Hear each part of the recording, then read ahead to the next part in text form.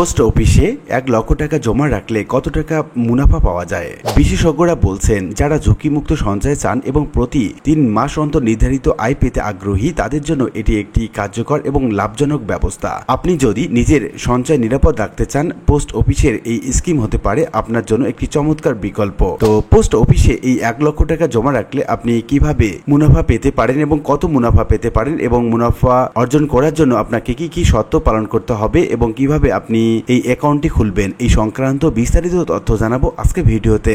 প্রিয় ভিউয়ার্স, আজকে নতুন ভিডিওতে সবাইকে স্বাগত জানাচ্ছি। আপনি যদি আমার চ্যানেলে নতুন হয়ে থাকেন তাহলে এরকম গুরুত্বপূর্ণ ভিডিওর আপডেট পেতে চ্যানেলটি সাবস্ক্রাইব করে রাখুন।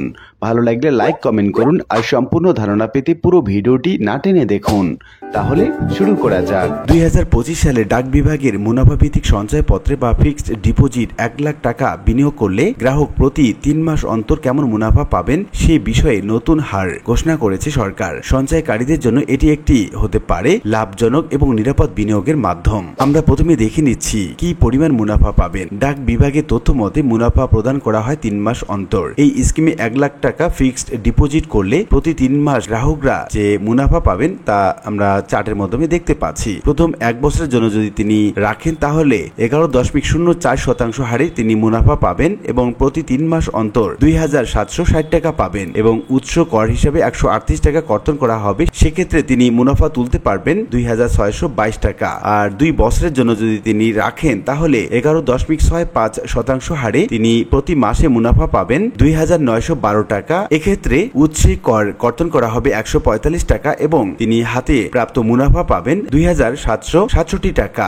এবং তিনি যদি এই 1 লক্ষ টাকা 3 বছরের জন্য রাখেন তাহলে 12.30% হারে মুনাফা পাবেন। এক্ষেত্রে প্রতি মাসে তিনি মুনাফা পাবেন 3075 টাকা। 154 টাকা উৎসে করে কর্তন করা হবে এবং তিনি হাতে প্রাপ্য হবেন 2921 টাকা প্রত্যেক 3 মাস অন্তর। অর্থাৎ 3 বছরের জন্য ফিক্সড ডিপোজিট করলে প্রতি 3 মাসে মুনাফা হিসাবে হাতে পাওয়া যাবে 2921 টাকা। বছরে মোট পাওয়া যাবে 11,684 টাকা উৎসে কর বাদ দিয়ে। এখন আমরা জানবো কিভাবে এই অ্যাকাউন্টটি আপনি খুলবেন। সেখানে এই সঞ্চয়পত্র খোলার জন্য যেতে হবে নিকটস্থ একটি ডাকঘর কিংবা সোনালী, অগ্রণী, রূপালী বা জনতা ব্যাংকের নির্দিষ্ট একটি শাখায়। ফিক্সড ডিপোজিট করতে যা যা লাগবে, প্রথমে বলা হচ্ছে জাতীয় পরিচয়পত্র বা জন্ম সনদ লাগবে, 2 থেকে 3 কপি পাসপোর্ট সাইজের ছবি লাগবে, একজন নমিনির তথ্য এবং ছবি লাগবে, 3 সার্টিফিকেট, 7.5 লাখ টাকার বেশি বিনিয়োগ হলে এটা বাধ্যতামূলক। প্রাথমিক জমার যে টাকা সেটা নগদ বা চেক থাকতে হবে। একজন ব্যক্তি সর্বোচ্চ 30 লাখ টাকা পর্যন্ত বিনিয়োগ করতে পারবেন। ফিক্সড ডিপোজিটের মেয়াদ সর্বোচ্চ 3 বছর পর্যন্ত হতে পারে এবং এক্ষেত্রে অতিরিক্ত যে সুবিধাগুলো পাওয়া যায়, প্রতি 3 মাস অন্তর মুনাফা উত্তোলনের সুযোগ থাকে। সরকার নিয়ন্ত্রিত এবং নিরাপদ বিনিয়োগ এটি। অভিভাবক হিসাবে সন্তানদের জন্য এই অ্যাকাউন্ট খোলা যায়। আর বিশেষজ্ঞরা বলছেন, যারা ঝুঁকিমুক্ত সঞ্চয় চান এবং প্রতি 3 মাস অন্তর নির্ধারিত আয় পেতে চান তাদের জন্য এটা একটা কার্যকর এবং লাভজনক ব্যবস্থা। আশা করি বিষয়টি বুঝতে পেরেছেন। আর আজকের ভিডিওটি এ পর্যন্তই। আশা করি ভিডিওটি আপনাদের ভালো লেগেছে। ভিডিওটি ভালো লাগলে লাইক কমেন্ট করতে ভুলবেন না।